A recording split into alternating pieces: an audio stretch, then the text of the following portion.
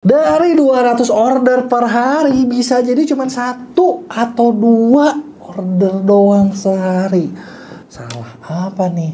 Tapi kalian tahu nggak? Ternyata banyak banget seller-seller pemula yang punya modal potensial harusnya bisa mendapat ratusan order di TikTok Shop. Cuman gara-gara hal-hal sepele kayak gini, nutup jalan tokonya sendiri dan bikin tokonya cuma punya order 1, 2, 3 dan bahkan banyak juga yang akhirnya di-ban.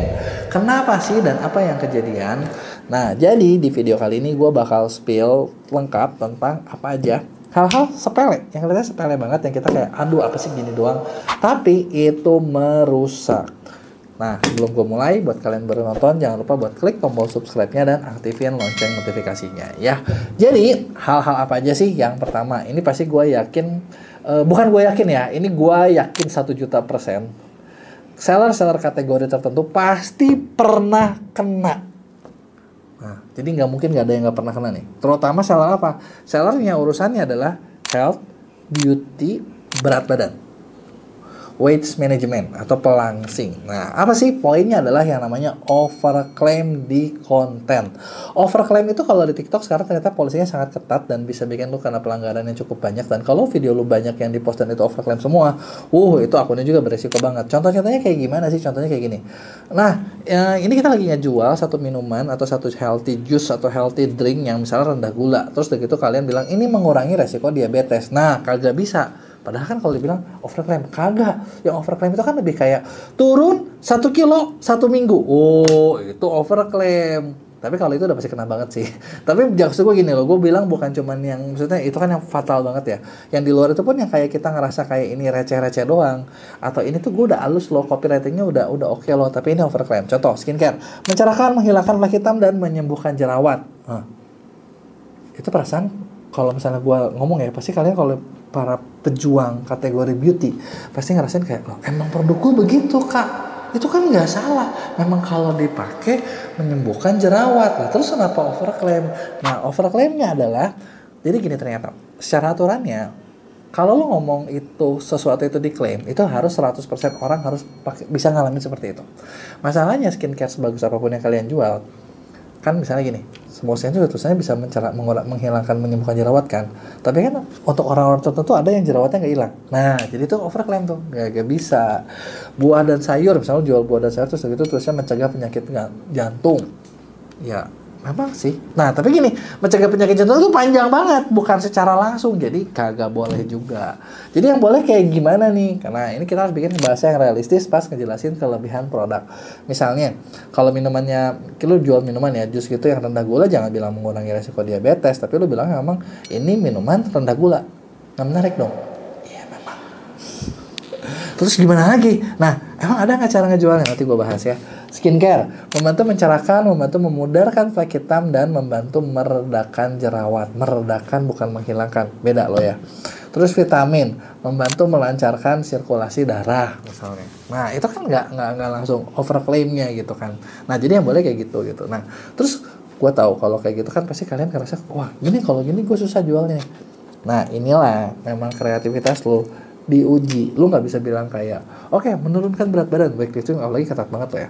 Tapi lu, maksud gue bilangnya tuh harus lebih kayak, apa kayak tadi ya misalnya, lo tau gak sih gara-gara gue minum minuman rendah gula ini yang gue ngerasain nih, ternyata ketika gue cek gue tuh jadi lebih sehat. Nah itu kan efek perasaan ya, perasaan boleh dijual gitu ya. Nah terus gitu yang berikutnya, banyak lagi nih seller yang tanpa sadar sering banget ngelakuin yang namanya pelanggaran fulfillment. Fulfillment itu apa gitu ya, dan ini malah bisa kena OVL, order value limit. Jadi fulfillment itu ketika lo ngirim, lo tuh ibaratnya gini, kayak si TikTok tuh kan coba ngasih lo order ya, dia tuh pengen tahu lo bisa kasih order berapa sih. Makanya di awal semua seller pasti kena OVL, ada pembatasan maksimal kayak 100, setelah itu nggak bisa diorder. Dia pengen tahu lo bisa kirim apa enggak. Nah kalau misalnya lo bisa kirim segala macam, itu bisa hilang. Nah tapi yang udah hilang itu bisa kena lagi kalau gimana, tingkat terlambatnya banyak, tingkat pembatalan karena kesalahan penjual tinggi gitu ya. Nah ini biasanya kejadiannya di mana? Pas lagi kampanye besar, lagi big campaign kan ya, ordernya lagi banyak. Kadang ya, atau flash sale, kadang kita juga fair ngomong nggak kayak ini kan. Atau produk tiba-tiba viral dan pesanan membludak ngelebihin kapasitas tim operasional. Dan biasanya banyak banget seller itu kan fair ngomong nih, kita cuma punya stok 20, tulisnya 100. Bener nggak? Nah, makanya begitu. Kata TikTok masih ada di stok lo, tapi ternyata, atau gini sih, lo punya 100 bener, tapi dijual di semua e-commerce. Kan? Ini punya order, ini punya order, ini punya order, stok lo, wah berkurangnya cepat banget. Gitu kan. Nah, terus yang harus dilakuin apa gitu? Karena pertama ya kita bisa perkirakan sih kayak jumlah pesanannya, tenaga kerja yang dibutuhin sejak awal supaya jangan sampai ada telat. Terus udah gitu aktifin fitur pre-order kalau memang udah nggak masuk, udah nggak sanggup lagi nih dipantauin. Nah, terus pastiin juga pick up semua itu diambil ketika pick up setelah semua paket di scan. Jadi jangan sampai gini, pick up kan kadang suka ya kita tahu ya ketika lagi ngambil, udah jemput dari sini nih, udah nanti di scan di sana ya. Wah dia scan di sana nanti kagak beres, scan dulu di sini gitu kan, biar beres gitu kan. Nah yang harus dihindarin. Nah terus udah gitu jangan pernah ngisi angka 9, misalnya stoknya unlimited 9999, seolah-olah tersedia terus padahal enggak.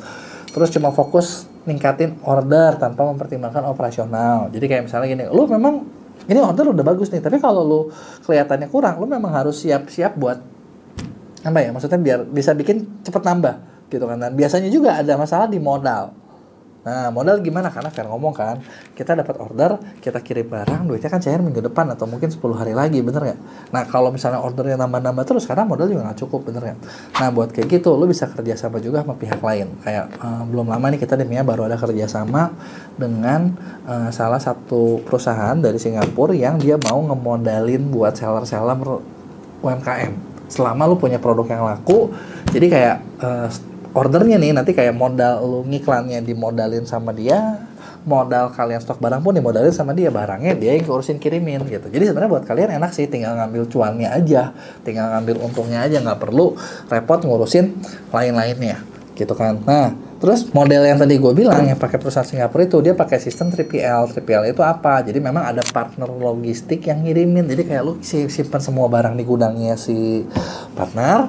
Nah si partner tiap ada order dari TikTok Shop lu dia langsung ngirimin gitu loh. Dan itu sih dijamin tidak akan terlambat karena tiap kali ada order bisa langsung dikirim detik itu juga gitu ya. Nah itu adalah pelanggaran yang biasanya orang nggak sadar. Nah terus ada lagi nih, nah ini biasanya banyak banget dilakuin sama UMKM atau seller-seller pemula yang sebenarnya apa, praktek perdagangan yang tidak adil kalau istilahnya gitu ya. Nah tapi maksudnya apa praktek perdagangan nggak adil tuh? Nih contoh-contohnya ya yang udah kejadian.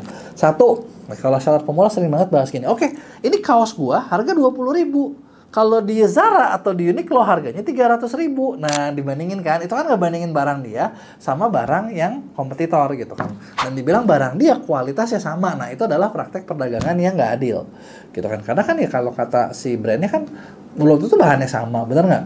Gue modal branding berapa? Lu cuman nebeng nama doang gitu kan. Nah, atau misalnya gini, sering juga nih banyak yang nggak nerima refund atau retur. Wajib unboxing kalau mau minta retur. Hanya boleh retur kalau rating minimal kasih bintang 3. Garansi produk hangus kalau nggak kasih rating bintang 5. Iya kreatif sih sebenarnya. Betul nggak? Tapi itu kan ya itu bakal jadi pelanggaran juga. Karena kenapa? Karena gini, yang lu perlu sadar adalah setiap order yang masuk lewat TikTok Shop itu dilindungi kebijakan seller purna after sales dari platform gitu. Jadi bukan lo yang nentuin. Kalau lo yang nentuin ya bukan jualan TikTok Shop lah, namanya jualan sendiri aja, itu jualan di website baru lu bisa bebas, lu mau bikin aturan gimana pun nggak masalah. Nah jadi itu tadi beberapa pelanggaran yang kita lihat kayak aduh ini sepele banget sih, aduh masa sih ada orang yang kena, tapi serius banyak yang kena. Dan ketika rating toko lu jelek, gue sering banget ketemu saya seller yang tadinya pernah bisa dapat order ratusan terus tahu-tahu hancur gitu loh. Karena kenapa ya, pintu-pintunya ketutup. Contoh yang simpel gini, banyak banget seller yang misalnya kalau jual barang yang murah meriah, komisinya lumayan, itu bakal dibanjirin sama affiliate. Affiliate nggak mau ngontenin lagi, gara-gara kenapa? Memang nggak bisa dikontenin. Keranjang kuningnya otomatis hilang. Dan affiliate juga bakal ngerasa, wah toko lu nggak bener nih. Karena kenapa? Ini hilang. Dan udah gitu kan skor ke affiliate ketika mereka milih produk pun hilang juga. Jadi itu dia tadi nih, jangan sampai kayak pelanggaran ini kalian ketemu. Solusinya gimana ya? Solusinya tentu aja dari awal produk apapun yang kalian jual, kita perlu bikin dulu nih kayak strateginya tuh seperti apa, konsepnya tuh seperti apa. Kira-kira kalau misalnya barang lo toto rame, udah kepikiran belum gimana nambah modalnya, gimana cara jalaninnya dan lain sebagainya. Nah buat kalian yang brand owner yang memang pengen naik kelas lebih banyak, nah sebetulnya Gua di Mea bisa bantu lu banyak banget lewat mana, kita ada beberapa program. Satu, ada yang namanya program pendampingan. Jadi kalau lu yang pengen didampingin tokonya biar lu bisa berkembang, nah kita ada nyiapin tim konsultan buat ngebantuin kalian jalanin, bikin strateginya, bikin konsepnya dan action plan-nya dan sebagainya biar toko kalian bisa lebih ngebut. Itu yang pertama. Terus yang kedua, kalau misalnya lu butuh yang tadi gue bilang tentang permodalan, kita juga lagi ada kerjasama dengan perusahaan Singapura di mana ketika kalian nggak kerja sama dengan program ini khusus buat brand owner ya, karena kalau yang reseller nggak mungkin nggak akan bisa cukup modalnya dan margin kalian harus gede. Nah, kita tuh ada model konsepnya, udah didampingin, terus dibantuin dikasih modal dan dibantu diiklanin. Kebayang nggak? Jadi enak banget nih. Lu bener-bener tinggal menemukan produk yang bagus. Ketika produknya ini bagus, ya udah kita tinggal masukin aja ke situ gitu. Pengiriman nanti diatur sama pihak lain. Untuk permodalannya nanti lu dari omset lu itu dibantuin sama pihak berikutnya, ditambah bahkan sampai untuk modal iklan dan lain sebagainya itu pun diurusin. Jadinya bener-bener lu tinggal ngegas doang gitu kan. Itu dia tadi beberapa cara buat bantuin toko kalian yang awal masih pemula buat berkembang lebih cepat di TikTok Shop. Kalau ada yang mau ditanyain, jangan lupa buat tulis di komen, bakal gue jawab di Q&A, dan jangan lupa like dan share.